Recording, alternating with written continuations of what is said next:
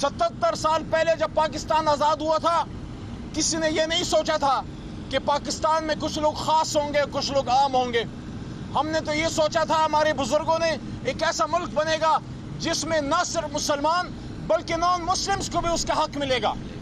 آج آپ دیکھ لیجئے پاکستان کی حالت کیا ہے کہ جو شخص کھڑا ہو گیا کہ میرا ملک آزاد ملک ہے, میں اس ملک میں کسی اور ملک کی پالیسی نہیں چلنے دوں گا, وہ چٹیالہ میں پڑا ہوا ہے.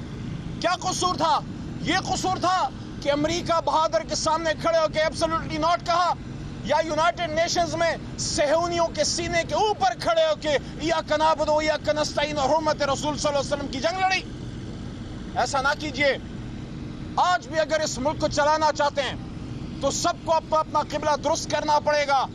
اگر کوئی یہ کہتا ہے کہ صرف سیاستدان نے خراب کیا ہے تو اس ملک میں 3 لمبی مارشل لائیں گزر چکی ہیں, اور جب سیاستدان حکومت میں ہوتا ہے تب بھی کتنا با اختیار ہوتا ہے آپ سب کو پتہ ہے.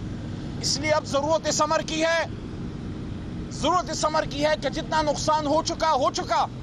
آپ کی تبدیلی اور بہتری کا سفر اس دن شروع ہوتا ہے جب پہلے آپ یہ مان لیں کہ ہاں نقصان ہوا ہے. کیا اس کا احساس بھی ہے؟ کیا احساس ضیاع ہے یا احساس ضیاع جاتا رہا؟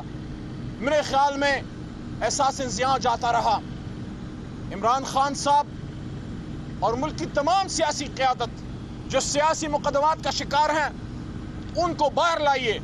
قوم نے اپنا فیصلہ سنا دیا تھا 8 فروری کو, ایک موقع ضائع کر دیا. اب دوبارہ سیاسی لیڈرشپ کو بیٹھنا ہوگا, اس میں ملک کے ذمہ داران بھی بیٹھیں, اسٹیبلشمنٹ کے ذمہ داران بھی بیٹھیں اور فیصلہ کریں کہ ملک کو کیسے چلانا ہے. چل تو نہیں رہا.